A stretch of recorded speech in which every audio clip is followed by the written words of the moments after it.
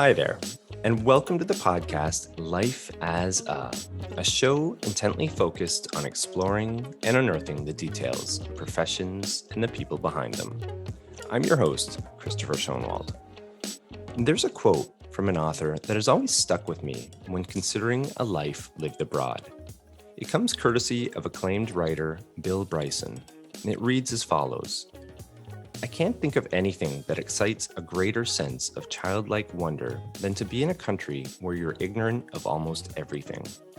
Suddenly, you're 5 years old again, you can't read anything, you have only the most rudimentary sense of how things work. You can't even reliably cross a street without endangering your life. Your whole existence becomes a series of interesting guesses. For most people who travel often, there's a certain relatability within that sentiment. For others, including longtime residents of foreign lands, Bryson's astute observations most certainly ring true. However, it must be noted that eventually this initial naivety does give way to a certain degree of cultural understanding that begins to take shape. This refinement, in as far as comprehending the customs and ways of another society, can take years though. And even the most optimistic outcomes, such levels of discernment of another civilization can still be quite limited at times. On the show today, I have a guest who has spent time not only living and breathing in a culture far different to that of her own, but someone who is also devoted to years of studying and documenting it all. Through her own skill, tenacity, and thirst for knowledge, she is one of few outsiders who is truly qualified to speak to that of Japanese culture. Amy Chavez is an accomplished writer and former columnist for major news publications, including the Japan Times 1997 to 2020, the Bali Times, and the Huffington Post. With an undergraduate degree in creative writing from Miami University in Oxford, Ohio, as well as a double master's in technical writing and teaching English as a second language, ESL, Amy set forth and started a new life in Japan nearly 25 years ago.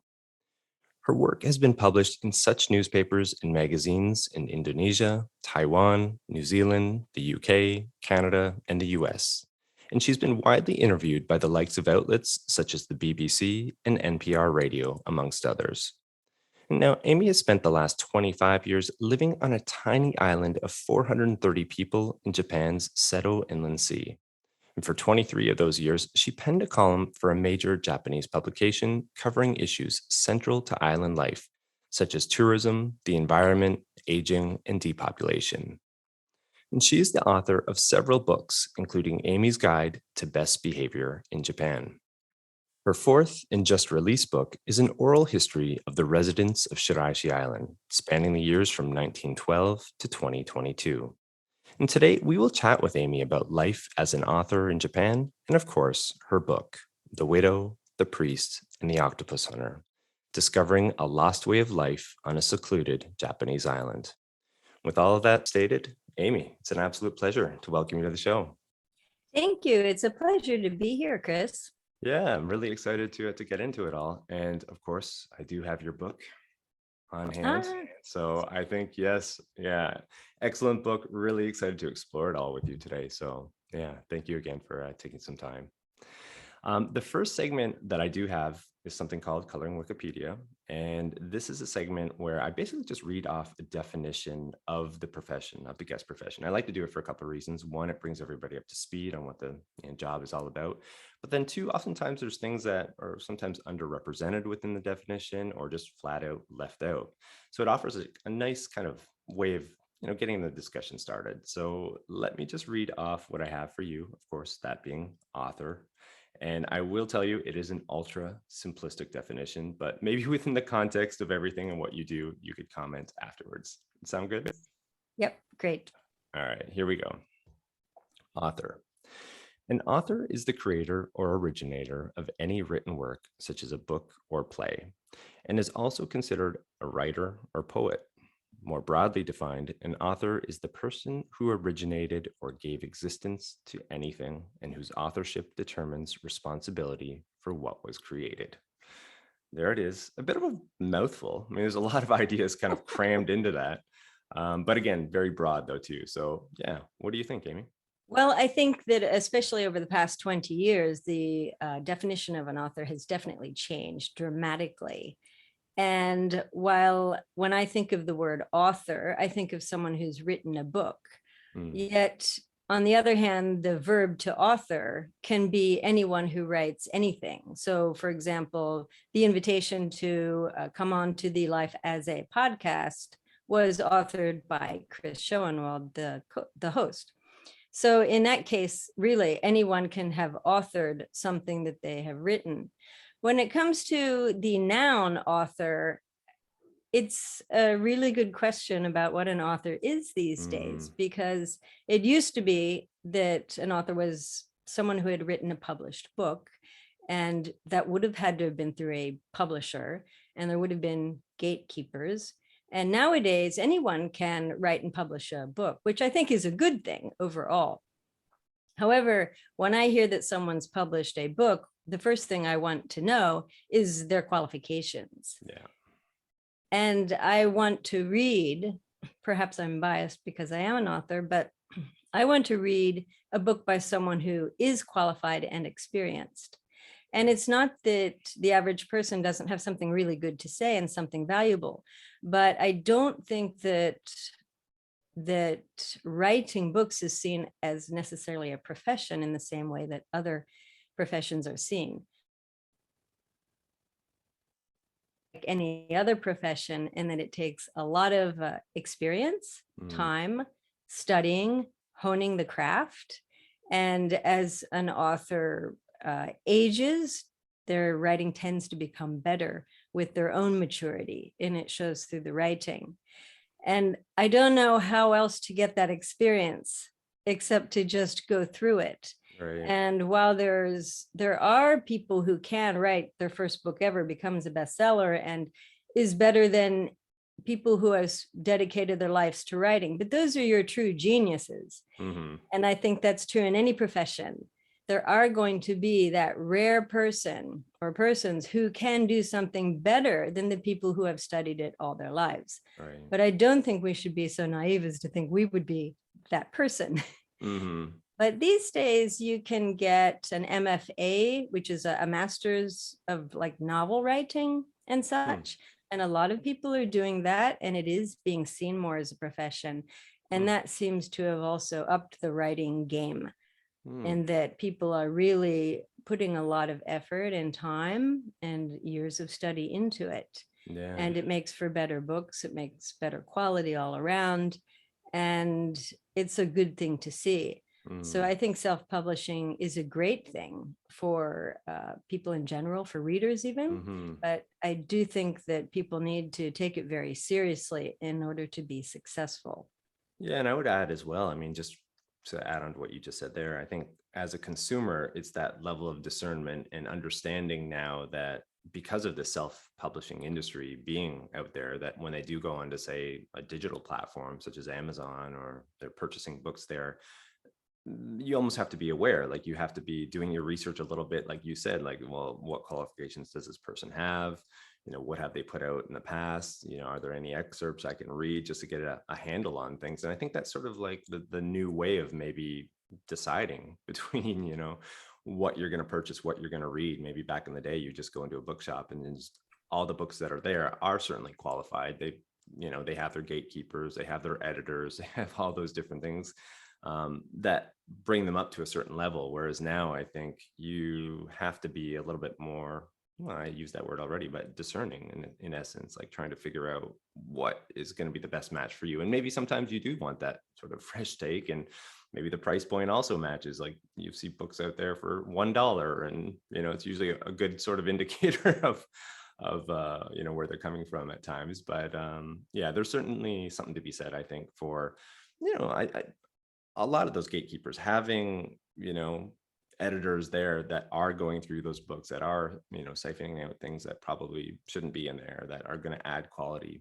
to the actual read itself. So yeah, it's an interesting way of kind of looking at it. Thanks for sharing that. Exactly. And I think also that, I mean, it doesn't mean that in the old days there were only good books out there, right? No. Because publishers do take a big chance on authors. Typically, you don't have to have a complete manuscript before a publisher will take you on and take your book on and give you a contract. So they really are taking a risk. Yeah. And while, of course, editing is a big process, a part of the process, it doesn't mean that a good editor can make good writing out of bad writing. Yeah, it well means said. that they can make good writing better.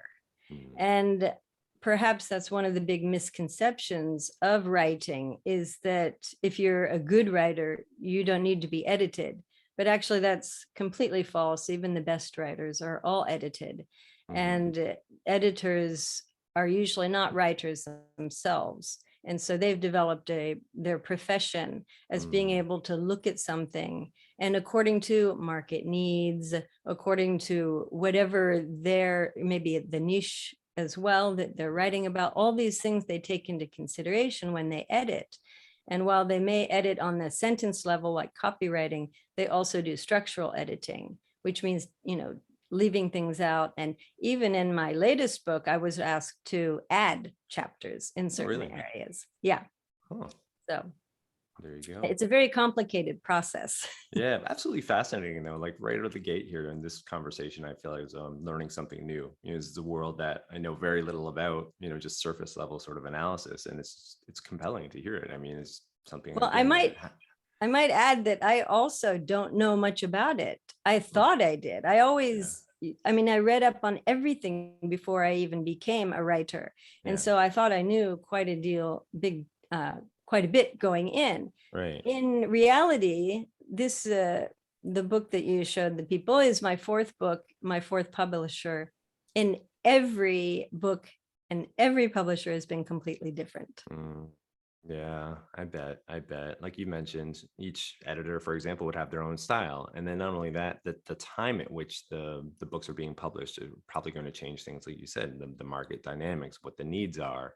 And then also to even just the technology of it all, and that's, as we all know, is just rapidly evolving. So that's going to have an influence, and that's going to shape things too in certain ways. So it's an interesting point, one that I never would have considered, but really interesting. Really quickly, returning to the definition, was there anything that you felt was missing as well, like in terms of the definition itself? As an author, Gosh, anything you'd like to I'm add not to really it, sure. I think that's unless you had specific questions. Yeah. Adding to it, from the point of view as a writer, Yeah, I would sure. say You can take that it any way you like, but as from the position of a writer, for example, many people call me a journalist because I worked for a newspaper for 23 years, but I'm not a journalist. And a journalist has to do with news gathering and fact checking and getting into certain issues. But what I was a columnist. So I would write largely from experience. I certainly did many of the things a journalist does as far as interviewing people and getting information. But as a writer, I was not involved in actual news gathering. So there's a big difference there, and journalists are trained to do what they do. So that's probably another misconception people have, is that if you've worked for a newspaper, or if you've had something published in a newspaper, that you're a journalist. And actually that's not true. Okay. All right. Well, thank you. Yeah, thanks for sharing that. All right. Well, I do want to skip on over into a new segment here, Amy, a Q&A discovery. Basically, we can continue this sort of back and forth. But I'd like to start here, if that's all right. I mean, you have been part of several wonderful accomplishments. We've listed some of those off the top, some of the books, and you just said being a columnist for some major publications. But maybe we could kind of rewind a little bit here and go into your past. For example, what led you into writing, first of all, and then what brought you to Japan, and then eventually what's taken you to Shiraishi Island? Okay, well, I think as a child, I always knew that I wanted to be a writer. And I always got praise in my classes for my stories and such. And I had a very creative mind, I suppose. And I was not necessarily a voracious reader at that time, which is probably very different from most authors. Most authors read a lot. And I had the opportunity to read. I always had lots of books, but I guess it was like, maybe very young tsundoku, that Japanese word for having lots of books that you haven't read yet. Sounds familiar. And yeah. So I did read, don't get me wrong, but I read 5-10 books a year, where most authors grow up in the library and they find this fascination. So my fascination for reading came later in life, but my fascination for writing came early. And I thought I would like to write, but I was repeatedly told, and it's true, that it's very difficult to make a living as a writer. And I was a very practical sort of college student. So I did pursue an undergraduate degree in creative writing, but my master's degree, I did technical writing. And I thought, well, technical writing will pay the bills. And then I figured that around, when you're young, you have these ideas, right? I thought, well, when I'm around 30 years old, then maybe I'll be able to become a writer of books and such. Right. And so I did that. But in the meantime, I also found that I had this fascination for travel, which I blame on my grandmother, because she did 2 round trip world tours. Oh, wow. All by herself. Wow. And she actually missed my mother's high school graduation because she was traipsing through Afghanistan and Iraq on a donkey. And so we heard all her stories, and her house was full of all this furniture and things that she had bought from abroad and had sent back. So I found that I was really intrigued with traveling abroad, and my parents encouraged it. So as a result, I decided to get a double major for my master's in ESL, teaching English as a second language, because I figured that was something I could do anywhere in the world and make a living. So I did that. And then I had an opportunity to teach in Japan at university after that. So I came to Japan and I did that.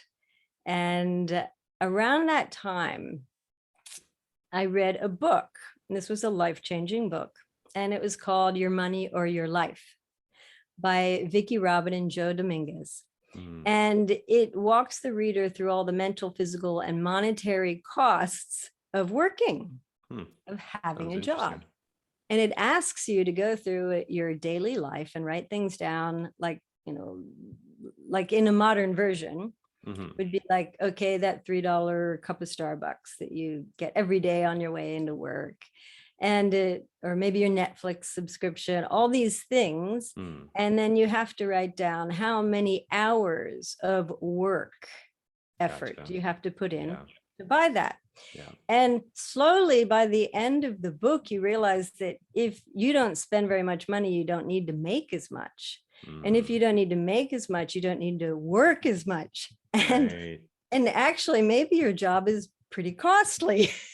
Maybe you should quit your job. So I thought of all that, and I looked with moving to Japan's countryside in mind. I thought, if I can cut my costs, which you really can do in Japan's countryside, then I don't need to work so hard, and I can work on my writing. Gotcha. Wow. So that's what I did. And my daily expenses are very low. I was able to buy a house with cash that I had already in the bank, and day-to-day living expenses are very low. I could save money. And so that's what got me here. And of course, I also really just love to be in this environment. And I'm from Ohio in the US. So I was pretty landlocked most of my growing up life. And I just really wanted to have a sailboat. I wanted to kayak. I wanted to live surrounded by water, because it's not something I had ever been exposed to. So this was just the best thing I ever did, is moving to this small island. Oh, wow. Okay. Well, I have so many more questions related to that, but I suppose we could address those in a few more questions coming up. So thank you for sharing that. Okay. This next question here, as noted again in your bio and reading out the top, you spent 25 years in Japan, 23 years on this tiny island we just referenced, Shiraishi, in the Japanese Inland Sea. What has been this hook that has kept you in Japan this long? And not only that, on that particular island? I think it's a nice continuation of our last conversation, that last Right. question. Well, as far as staying on the island, it's the lifestyle thing for me. Yeah. And I love the big city, for example, and I love all the cultural things to do there. Mm-hmm. I love the countryside because I love being in nature. But what I didn't like was being in the middle of those two.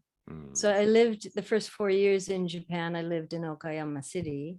Okay. And that's a nice mid-sized city. It's a lovely place. But for me, I really wanted one extreme or the other. Yeah. So I figured moving to a place like Tokyo it's too expensive and too competitive. And I didn't really see that as an option. And so I moved here to the island and I wanted to improve my Japanese. Of course, that's the best way to do it. Yeah. Because no one speaks English here. Especially there on an island that small and that remote. Certainly. Yeah, and I was also looking for the real Japan. I think a lot of foreigners are looking for the real Japan when they come. Now, I should qualify this because this was 25 or more years ago. And at that time, the real Japan was traditional Japan. Whereas nowadays, the real Japan is anime and gaming and all those things, which of course you can also find here, especially in the cities. So I felt like I was just felt this sense of relief when I came here. I'm from the countryside in Ohio as well. My parents weren't farmers or anything. But we lived among cows and horses, growing up, and we had goats and all those things that make growing up really fun and exciting. And so I really, really enjoyed the atmosphere here, just the quietness. And I'd imagine too, I mean, I've also lived in Japan for quite some time, as some of my listeners would probably know by now, almost 20 years. But what I've noticed also is that on some of these islands, it's almost like a bit of a time warp. You could almost sort of there's probably some formula you could come up with. It's like a 10-year, 15-year, I don't know, sort of like gap or delay, essentially. Like life just goes a little bit slower. And, acknowledging that, and we're going to speak to this later too, but like a lot of the residents on some of these remote islands are, a bit older and a bit more traditional in their ways and their thinking and so on and so forth. And even just the architecture of their buildings are reflected in that, and the way they live their lives, as compared, like you said, drawing reference to some of the cities like Okayama, a mid-sized city, or even Osaka or Tokyo. Like those places are changing all the time, of course, and reflective of modern sort of society around the world, essentially, technology, all these things going on. But on these islands, things are moving a little bit more slowly, and there's something quite compelling about all of that too, I would imagine. So yeah, and here it's the norm is that people are unplugged, and the option is to plug in. Right. And I see nothing wrong with that. No. And you can have both, but and of course the whole world now seems to be heading towards sustainability and eating local and being a part of a community. Yet that's never changed here. It's always been that way. Right. Yeah. So I think coming from that place, like you said, that lag where I've always been ahead, and coming back to this is so easy for me. Right. Because it's an ideal that I think I've been chasing for a long time. That's an interesting point that you just brought up. Maybe now, like those islands are becoming the more progressive, right? The ones that, like you said, are unplugging, and that is the norm. That's the way it should be. That's what we're striving for. And this is how it's always been. And maybe, you're part of a very progressive culture and society now on that island. I don't know. I agree.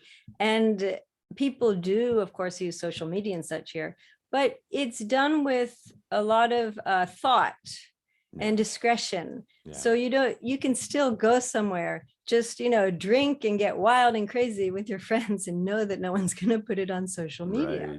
Right. And I think that's wonderful. There's still this privacy and this respect for privacy, and it's just delightful and kind of quaint in many ways. Yet I can turn around and do everything I want on social media here on the island. If we have an internet connection, we have all those things. And while one of the differences here is, and I talk about this in my book, is that it's a very small village. Mm-hmm. And you can find very small villages in Japan, Yeah. on the mainland. But the difference is you can drive to them. Mm. Where on an island, it's so much more secluded and has been so much more preserved over the years because we don't have this influx of people coming in and out. Now, anyone can get on a ferry, bring their car even, and come to the island, but people don't. Yeah. And that's the difference, is that, and like with COVID, nothing changed on the island. We just, everyone went about their lives in the normal way. And we were very slow adapters of masks because we didn't need to worry about each other or someone bringing in COVID. Yeah. Then, of course, people did, start wearing masks and such. But life went on as normal. And I thought about this and I thought, maybe this is the definition of a good society, is that you've created something that's almost untouchable. Yeah. And that no matter what other people are struggling with, you have this happy place where you don't have to worry about all that. Yeah. And it makes the island very resilient in many ways as well, because people are they know who they are. They know what they want. They don't feel that draw to the big city, or they don't feel, oh, life is passing me. Especially, maybe Americans are surprised about when they come. It's a very polite society, and there's very little crime. There's things that are clean. And when I came, I was like, this is the place I've been looking for my whole life, right? Yeah. So all these things are preserved here. And one thing with people moving off the islands, because this has been a problem, it's a worldwide problem, and Japan is no exception, is the young people all leave and go to the cities where the jobs are. And one of the things that's happening is that the people who leave are losing contact with the villages where their heritage homes are, and they're losing touch with the communities. And that means they're also losing touch with their traditions and losing touch with the manners and all the things that go along with the village life. So when people do come to the island, sometimes I'm quite, I chuckle inside that some of the manners that they don't know about. But I would, at one time, 20 years ago, even people in the city would know that. Yeah. Like, for example, someone gave me a gift of 2 items the other day. Okay. And on the island, and you would never give someone 2 items. You either give 1, 3, 5, 7. It's an odd number because odd numbers are lucky numbers. Yeah. And of course, you don't have to know this, it's fine. But when it gets down to weddings and funerals and such, you need to know this stuff. That's when it's almost like a social lubricant. Like, you have to, it smooths things over, it smooths interactions over. If you know the rules of the game, then okay, I know how you're going to react, then that makes it easier for me to react to what you're going to do, and so on and so forth. Yeah. It's a big part of Japanese culture, right? Or at least and this is just young people, and just something I've noticed recently, where before that never happened. So it's interesting how things change over time. Yeah. Well, this might be a nice kind of segue into your discussion, right into our discussion on the book. I'm going to bring it up again. Here we go. So with the release of your upcoming book, The Widow, the Priest, and the Octopus Hunter, Discovering a Lost Way of Life on a Secluded Japanese Island, maybe you could give listeners a bit of an overview on the book. What is it all about? Okay. When I was writing for the Japan Times, I often wrote about some of the issues on the islands and the aging population, the depopulation itself as younger people move to the cities, and other environmental concerns. And those were always the most popular columns. And so I wrote about the island for a long time before I wrote this book.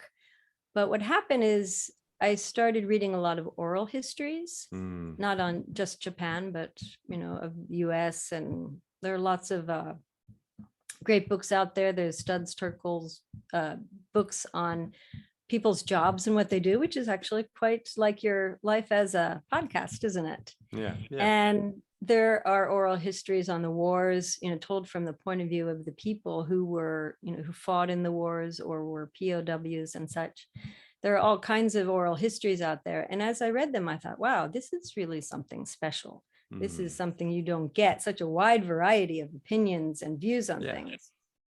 And also it celebrates the average person who does these things. You're not talking to only the elite or only the rich people or only the successful people. You're talking to the average person. And so I wanted to write a book that would be interesting for anthropologists, ethnographers, the average person, and would also offer something historical. Because believe it or not, before I started writing this book, the history of Shiraishi Island wasn't actually written down officially anywhere. Wow. And so I had to do a lot of digging, and I had to just the fact that people have told me stories and I put it in the book is one of the first written histories of the island. Wow. Now, recently, since the book, I started doing this about 3 years ago, so it's taken that long for the book to be written and get published. But as I was writing it, the islands became a national heritage for the rock work here, the big rocks and the rock mining. And because I've used the rocks from here to build Osaka Castle long ago and such. So then suddenly everything was written down, and they spent a lot of time in the city writing things down. And so I used to have in the forward that this was the first written down history of the islands, but then it wasn't by the time I finished the book. So I had to take it out. And I'll never forget going into Kasaoka and seeing this video they had just put together about the islands and all the history. And I thought, oh, it would have been nice if this had been out before I started writing the book. Right.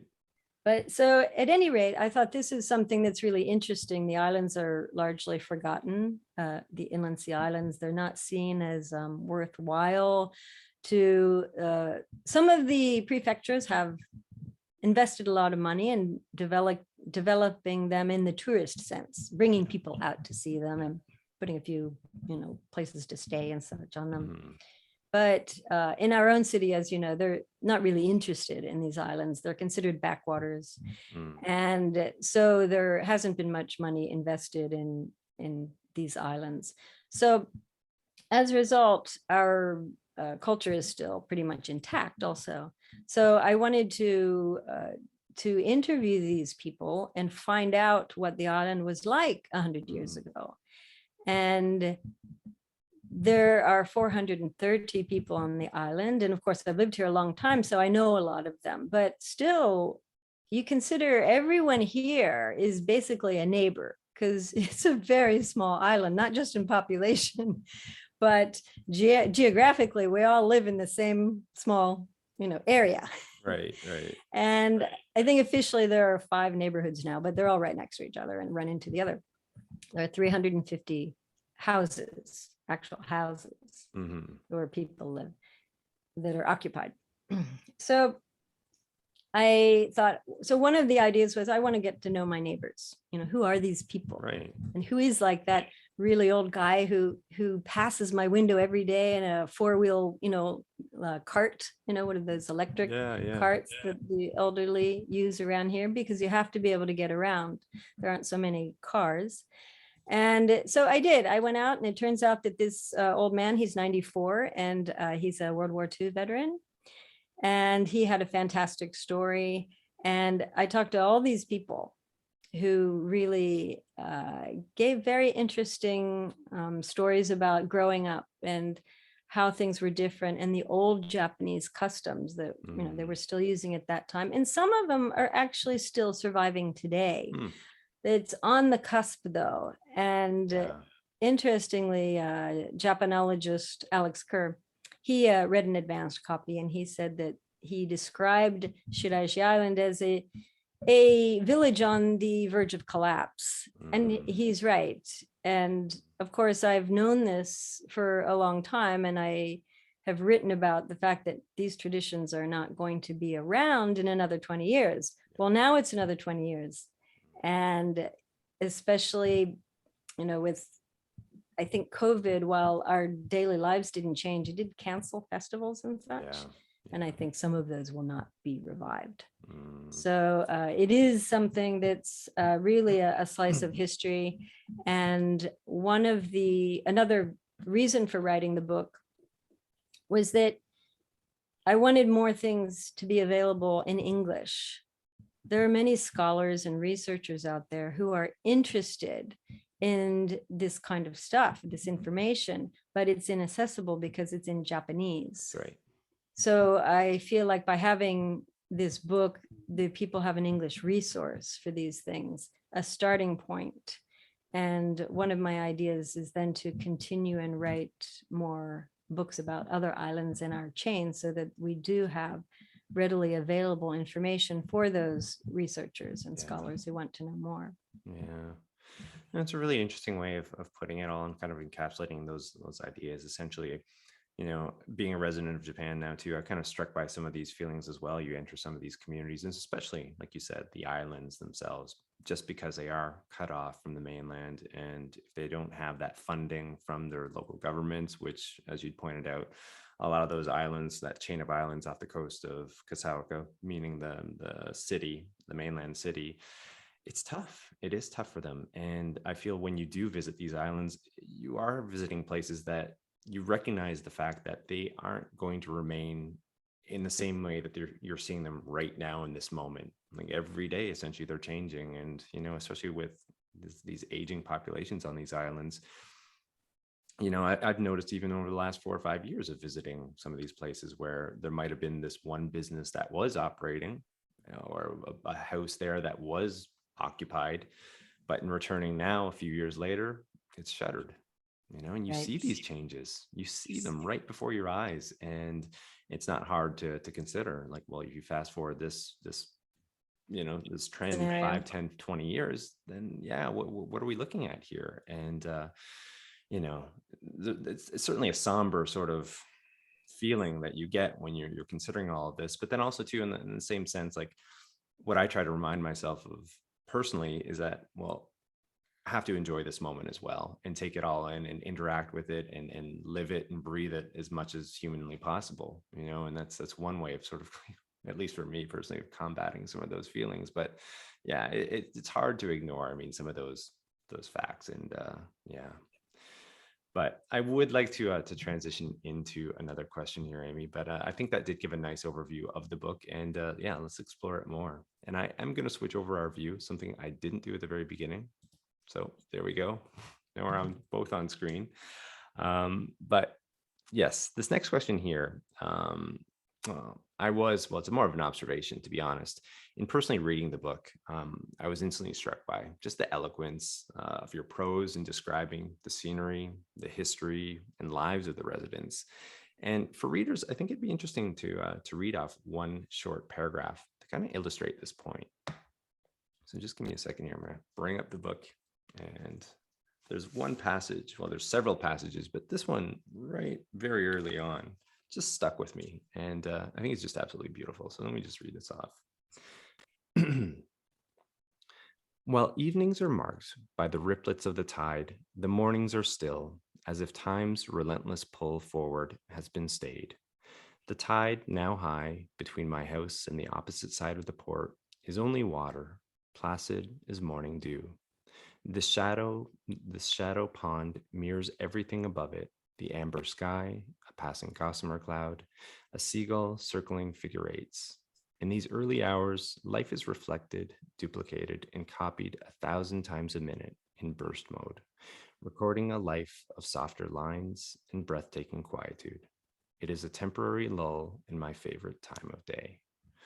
I absolutely love that. I mean, it just, for me personally, when I read that, it took me to that moment, perhaps, or at least I could imagine what that must have been like, or that feeling. The description of not only like the scenery, it kind of represents the lives, I suppose, of what residents would also see on a daily basis. And I mean, maybe we could go there a little bit. Yeah, sure. The sense. I think that one of the tragedies of modern life is that we've lost touch with nature. And we're at the point where we can't even tell when a tsunami is coming by looking at the tides and the waters and noticing that something's different. And people these days, because everyone's moving to cities and such, especially, they're out of touch with, the nature around us and the realities of what actually sustains us on a daily basis. So while we have kids growing up inside, right, in apartments and such, they're not outside and playing in nature. And especially in Japan, you go to the local park and it's actually concreted over as well. So there's very little there to be able to remind people that we need to take care of this planet and that it gives us everything that we need to live. And right now, what we're doing is we're just overloading the resources. We're just raping the land of its minerals, its resources. We're not putting back into it. We're not replacing things anymore, where we used to have to do that to balance nature. There used to be crop rotation and such. And now we use genetically modified crops to take care of certain problems that we don't want to have to deal with. And we make, those crops more resistant to pests and such, rather than, finding a workaround the way we always did before. And one of the things I talk about in the book is the fishing industry. And fishing, of course, this is the inland sea, and it's Japan, where the diet is mainly fish as opposed to, beef and chicken and such. Of course, even that's changing now. But the sea is one of those things where it's suffered even more than the land, because people cannot see inside the water to know what's actually happening. So while people hear, oh, the seas are being overfished and this and that, it's easy to just say, oh, yeah, right. If you see the damage, you can see pollution, you can see mining, strip mining and such, and that has more of an impact. So most people have just kind of ignored the seas. And I did interview a fisherman in my book. And interestingly, since that time that I interviewed him, the fishermen have all stopped going out to sea because there are no more fish. Really? And I had heard that at the time I was interviewing him, but I wasn't really sure that it was true. It was just one thing I heard, right? And one person who had stopped, but actually now all of them have stopped going out. Oh, wow. So yeah, the environment is also on the verge of collapse.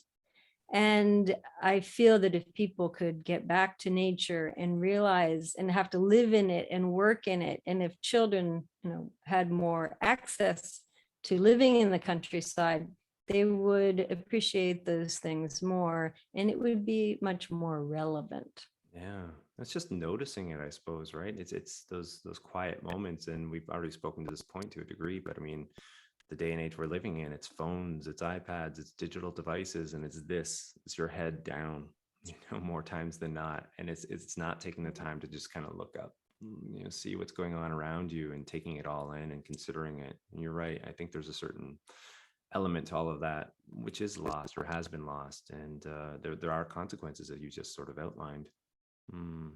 Yeah, and I remember when I was when my brothers had their children, and we all went to grandma's house. Yeah. And grandma and grandpa live out in the countryside where I grew up, where my brothers grew up. And I was so disappointed that the kids, and they were 10, 12 years old, they sat inside on the sofa with their mobile phones. Yeah. And I thought, this is a shame. Here is all this woods out there, this forest they could be exploring and seeing, and it was completely lost on them. So a lot of it is, even if you put kids in nature, then how do you get them out into it, right? Yeah. How do you get them off those mobile phones and such? And I remember when I was growing up, TV was the big thing, right? Oh my gosh, we've got to get these kids, to stop them from watching TV all the time. And one of my brothers was always glued to the TV, as my mother always said, your eyes are going to go bad. You're just glued to that TV, where I was never interested in the TV.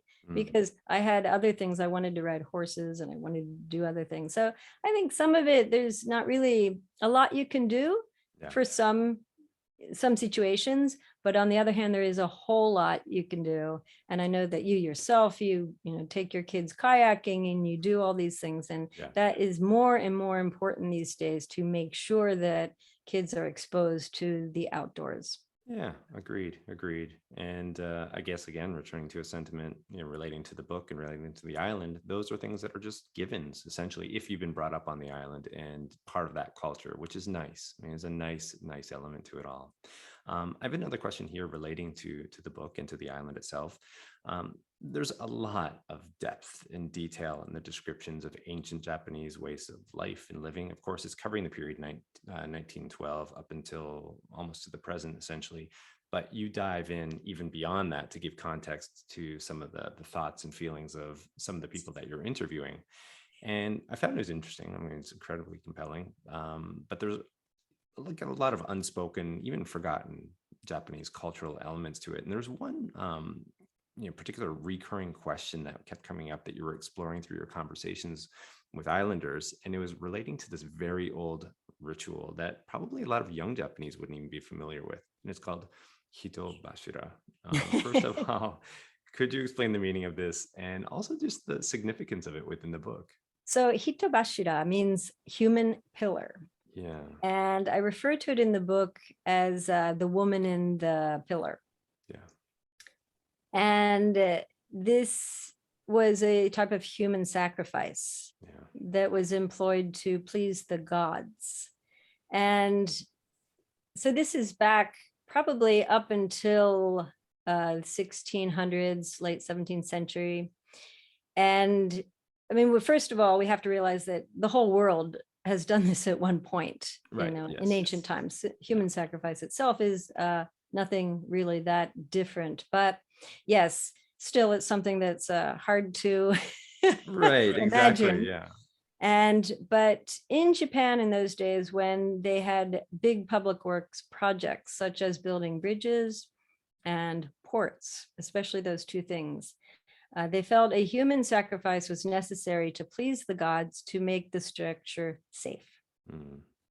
So this is the Edo period, the samurai period in Japan. And that's when shiraishi was first developed. And it was developed because the local feudal lord in Fukuyama Castle was looking for a place to graze his military horses. And he came out to Shiraishi Island and he saw the possibilities there that he could have his horses here. So they needed to build a port to make the island accessible. So they started with these big granite rocks and making blocks, of rocks to build walls. And so that there were two phases of it, and they each took about 20 years, each of them. And 10 to 20 years. And so no one's really sure if they did the human sacrifice here or not, but probably. Okay. And I think because it's one thing that the Japanese find very embarrassing about their culture, because they don't realize that other cultures also did this maybe. They tend to want to cover it up, and they tend to just gloss over it as if it didn't happen. But so there have been studies done here, and they've decided where it probably would have taken place. And as a result, though, there's a lot of folklore about it on the island. In some of these interviews, you'd hear people say, well, I know this is true because my grandmother told me. I see. So there really is a big culture of ghosts also, and stories like that people believe and that have, endured through the ages. And as I started learning more about the ghosts, I started finding out why people were seeing these ghosts. There's actually scientific evidence of some of this stuff that leads to these stories. And it was highly interesting. Okay. No, thank you for sharing that. Yeah, really interesting read in that chapter. And as you mentioned, some of the paranormal activity that's been reported as well. Also really fun to go through all of that as well. I do want to transition into another segment here, Amy, and something called a water cooler story. And as the name sort of implies, we're looking at a story essentially related to maybe our talk today, in the context of your book. Maybe I'm sure there's probably tons of things that just didn't make it into the book themselves. I'd be curious to hear what you've got for us today. Okay, well, I think I'll tell this story then about the book cover, because that's not something people usually hear about, book covers and how they're produced. Okay, so on this book cover, as you can see, there's a lady in kimono, in the old style of hair. And in the background is the sea, and there are some boats in the background. And the title, of course, is The Widow, the Priest, and the Octopus Hunter, and which highlights 3 of the 31 people I interviewed. And the original cover was not this with the lady as if she's waiting for someone to come back, and with the sea in the background. The original cover was actually a cartoon picture of an octopus. And because of the Octopus Hunter. And on the tentacles of the octopus at the end were cherry blossoms, right? Because the cherry blossoms are symbolic of Japan. And then you had these rather large pair of chopsticks coming into the photo, grabbing a hold of the little octopus, because the Japanese eat octopus. Right. And of course, the chopsticks are there to show you that it's Asia. Okay. Well, the publisher, everything's quite complicated with publishing. There are all kinds of different people working on the book at the same time, doing different things. You have your editors, and then you have your cover designers, and then you have your marketers. And so at one point, the publisher went to this conference, I guess, where they show their book covers and ask for feedback. And when they went and did this in the US, people were like, that's terrible that you're eating that octopus. Now, of course, we're sitting here going, well, wait a minute, what's wrong with eating octopus, right? Because people eat, factory farmed beef and all these other things, right? Yeah. Well, it turns out that at that time, the documentary, My Octopus Teacher, that popped into my head. Popular. Yes. And so people were queasy about eating octopus. So, fair enough. I think it's a boon for the octopus population. Good for them, Right. So they changed it. And I think it was a last minute change. And as a result, you'll see inside the book, the little cherry blossoms are still inside the book. They're left over from that original cover to use as to divide between chapters and different parts. So that's still a theme, but the cover is different. And I think in this case, it was a really good move, because while I liked the octopus cover as far as the art went, I think this cover is much more representative of the content in the old Japan. Yeah. And the lady in that profile picture is what I would imagine the widow in this book. Yeah, that's what I thought too. Yeah. Right. Yeah. So I think it worked out well in this case, but that was a last minute change. No, I really like it. I mean, it's one thing to me, aside from the actual content that struck me right away, is it just sort of, like you said, it represents a lot to me. And being on Shiraishi, I've been, visiting that island several times, and then and reading up on it too. I think it brings it all together in such a nice artistic way. So yeah. And then you asked about like what maybe didn't make it into the book, and there were lots of things, but one of the things that I learned from writing this book, I mean, lots of things. I certainly didn't know everything that's in here at the time, but there is something in Japan called Murahachibu. Mura means village, and Murahachibu is non-acceptance into the community, or the other extreme of the definition would be ostracization.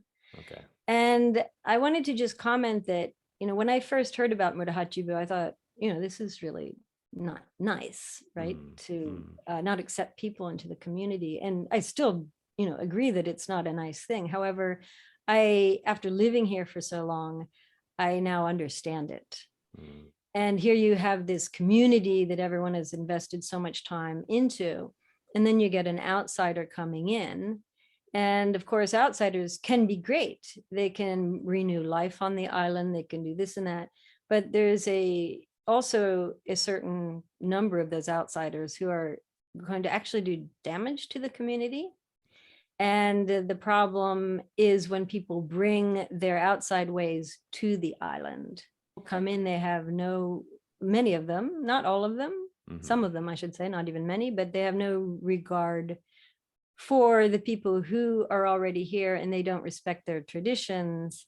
And then you have a problem, because if there's someone, it doesn't mean that people living here aren't also, have also done some bad things, right? But the difference is that there's someone here to take responsibility for it. There's someone here to apologize. There's someone here to right the wrongs. And so the outsiders coming in don't necessarily see that as, something that they need to adjust about their behavior. So, and I think that's true actually in a lot of the world, is whenever you get tourists coming in, you get a lot of the same thing. Yeah. No, it's an interesting way of sort of considering that issue in particular. Thank you for sharing that. Well, we are rounding the bend. We are heading into the last segment, and it's something called the crystal ball segment. And here, we are looking towards the future. And towards the end of the book, you draw a reference to something of a bit of a somber note, that being the graduation of the last two junior high school students, and that also representing the closing of that junior high school as well, and the final educational institution that had been operating. Now, what did that mean to the residents of Shiraishi? And then also as an observer, as a resident of the island, what does that mean to you? Well, yeah, certainly with the closing of the last school on the island, we don't have any hope of really keeping the island going, because no one's going to move here with a family if there's not a school. Yeah. And now there is a school boat, and they will take children into the mainland for school. But a lot of Japanese parents especially don't want to do that. They think it's quite risky to have their young children on boats, especially, we get a lot of typhoons and storms here. So the boats do stop, and then what do you do? Your kids on the mainland. They're stranded in there, yeah. Neither can get to reach the other and such. So it is a problem, but I think most people at this point realize that this is going to happen. And they realize that there's not much that they can do about it. So while it would be nice to have children and a school, it's just not viable anymore. And with Japan's continuing depopulation, there's really, I don't think people think that it will, change. Yeah, it's getting tough. Is there anything that gives you hope, for the future of the island moving forward? I mean, that's a challenge unto itself, as you just outlined. Is there anything? I think there's hope through tourism. Another island in our chain has gotten a lot of French tourism. And I do think there's a lot of possibilities with foreign tourism here. It's a place where you can actually take part in the festivals and such. I mean, how often can you do that, right? I mean, there are big festivals in Osaka and the big cities, but you're not a participant, you're an observer of it, which is great too. But here you could come and actually be a part of the festivals. Yeah. So there are a lot of things that they can do. And with people, as our older people do drop off and are no longer around or are no longer healthy enough to do things, we are starting to get some outsiders in who are interested in business opportunities. And there's been a lot of resistance to that up until now. But inevitably, that's what needs to happen. Right. So I think there is some hope there. Okay. Excellent. Well, Amy, I mean, it's been an absolute pleasure, and I've thoroughly enjoyed this. I mean, I could go for another hour quite easily. There's so much to explore, but I am conscious of your time. So I think we do need to draw this to a close. But yeah, thanks again for coming on the show. Thank you very much, Chris. It's been really fun. Yeah, great. Well, for those interested in getting a copy of Amy's book, there will be a link in the show notes where you can go check it out and you can purchase it right away. And also, too, you can follow Amy on this following social platforms. She's on Twitter, LinkedIn, and she also has a podcast, Books on Asia podcast. So you can check her out there as well. And if you like today's episode, please be sure to share. I mean, it goes a long ways, I think, if we get to know each other, what we're doing, the stresses, the pressures, the joys, it reduces that divide. And hey, I mean, that's never a bad thing. You can also rate, review, and subscribe wherever you access your podcasts. And then also to head on over to YouTube. I recently launched a channel over there, Life as a, where you can check out full video conversations in addition to just a straight podcast. And the interesting thing here is that I'll have a slideshow for the first 3-4 minutes of imagery related to the actual show. So head on over there. And if you do, you'll notice right away, the show does need a bit of love. Give it a subscribe if you have some time, and really appreciate that. And then finally, don't forget to join us on the next episode of Life as a, where we'll continue to explore and unearth the details of professions and the people behind them. I'm your host, Christopher Schoenwald. Until next time, stay curious about life and living.